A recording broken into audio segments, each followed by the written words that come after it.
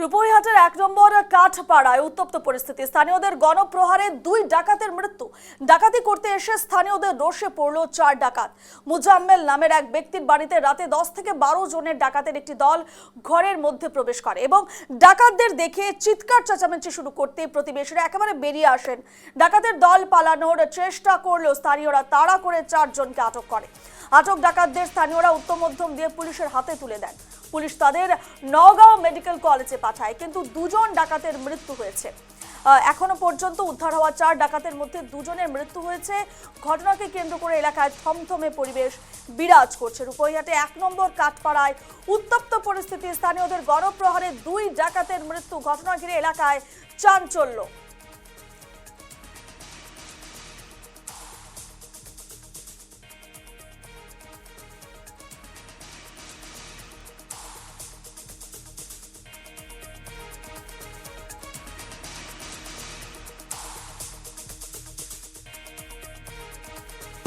ৰাতি ১:৩০ বজাত আকস্মিক ১০-১২ জন হ'ব সোমাইছে। হাতত তৰোৱাল দা আৰু কিবা কিবা ৰড চড লৈ পেলাই সোমাই পেলাই উঠি প্ৰথমতে মাৰি বান্ধি দিছে। বান্ধি ছোৱালীজনী মোৰ ৬ বছৰ হৈছে, তাই ডিঙিত ধৰিছে, চুৰি ধৰিছে। ধৰি কৈছে দিয়ে নহ'লে ল'ৰা ছোৱালী দুটাক মাৰি দিম, কি আছে ওলাই দি, টকা পইচা ক'ত কি আছে। পিছত মাৰ আৰু বস্তুখিনি চব দলিয়াই ভাঙি পেলাই চব লৈ গৈছে। মোৰ এইটো লাগিছে, কোবাইছে। বিচনাতে কৰিছে, কৰিছে। দাঁত ভাঙিছে, দুটা মাৰিছে আৰু কিবা দি ৰড চড দি দিছে। ১০ জনৰ কম নহয়, ১০ জন হ'ব। আৰু বাহিৰত আছে না এইটোতো আমি নাজানো। আমিতো শুই আছো, মোৰ ফেমিলি, দুটা বাচ্চা, মই শুই আছো। পটককে মানে ৮-১০জনীয়া এটা দল ভিতৰত সোমাই পেলাই মোক মানে চবকেইটা হাতত মানে খুৰকি আৰু খুৰকি আছে আৰু চাফল আছে আৰু বন্ধু পিষ্টলো আছে লগত, বোলে গুলি কৰি দিব।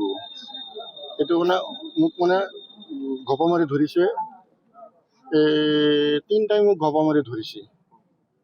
আৰু মোৰ মিছেছক বাচ্চাটো কোলাত লৈছে, তাক আকৌ হেৰি ধৰিছে, খুৰকি ধৰিছে। কৈছে পইচা ক'ত আছে, মোক কৈছে মোৰতো পয়সা নাই। বিস্তারিত জানবো, সরাসরি রয়েছেন আমাদের প্রতিনিধি আবু আনসারি। আবু, ৪ জন ডাকাতের মধ্যে ২ জন ডাকাতের মৃত্যু হয়েছে এবং ১০ থেকে ১২ জন ডাকাতি করতে এসেছিলেন। সে জায়গায় দাঁড়িয়ে বর্তমান সেখানে কেমন পরিস্থিতি এবং গণপ্রহারে ২ জন ডাকাতের মৃত্যু হয়েছে, পুলিশি তদন্ত কতদূর, পুলিশ কি জানাচ্ছে? হ্যাঁ রূপা, যে ঘটনাটা ঘটে গেছে আমাদের নওগাঁও জেলার রূপইহাটের ১ নং কাঠপাড়াতে, সেখন সময় থেকে ১টা পর্যন্ত, সে রাত্রে যে ঘটনাটা ঘটেছে, মুজাম্মেল নামের যে মালিক ছিল, বাসার মালিক, সে বলেছে যে ১২টা থেকে ১টা পর্যন্ত, ১টার দিকে এই ঘটনাটা ঘটেছে। ১০ জন বা ১২ জন দলের একটা ডাকাতের দলে আসে, তার মানে ঘরের ভিতরে বাড়ির ঢুকে পড়েছিল। তারপরে তারা চিৎকার করার পরে জনতায় শোনার পরে তাতে যে ১২ জনের ভিত্তিতে ১০-১২ জনের ভিত্তিতে ৪ জনকে যে জনতায় আটক করেছিল। তারপরে জনতা উত্তেজিত হয়ে যে গণপ্রহার দিয়েছিল ৪ ডাকাতকে, যে ডাকাতকে ছিল যে তার ভিতরে ২ জন মানে পুলিশ ঘটনাটা যে জায়গায় হয়েছিল কাঠপাড়াতে, সেই জায়গায় পুলিশ রূপইহাট পুলিশে উপস্থিত হয়ে যে ৪ ডাকাতকে নওগাঁ মেডিকেল কলেজে পাঠাইছিলেন। তারপরে মেডিকেল কলেজে যে দুই ডাকাতের মৃত্যু হয়ে বলে ঘোষণা করেছে, আর ২ ডাকাত এখন পর্যন্ত চিকিৎসাধীন হয়েছে। কিন্তু আমাদের যে রূপইহাটের যে কদমগুড়ি শৈলমারির ছিল ২ ডাকাত, যে মৃত্যু হয়েছে ২ ডাকাত ছিল শৈলমারির, যে লোকে রূপইহাটের আরক্ষী থানার মানে আমাদের কদমগুড়ি সামগ্রী যে অঞ্চল আছে, সেই অঞ্চলের যে ডাকাত ছিল বলে আমাদের মানে সূত্র জানা গিয়েছে। আবু, এভাবে আইন হাতে তুলে নিল সেখানকার মানুষরা, ২ জনের প্রাণ গেছে গণপ্রহারে।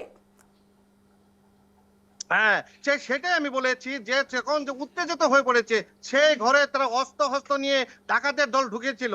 যে ডাকাতের এই দলগুলোতে সে বাড়ির যে বাড়িতে ঢুকেছিল সেই বাড়িতে মারধর করেছিল, তারপরে তারা চিৎকার করেছিল, চিৎকার করে পরে গ্রামের যেগুলা জনতা বের হলে পরে সেই ঘটনাটা উচ্চেতে হয়ে যে ঘটনাটা ঘটেছে, 4 ডাকাতকে আটক করে উত্তেজিত যেগুলা ছিল জনতায় মারধর করেছে জানা গিয়েছে।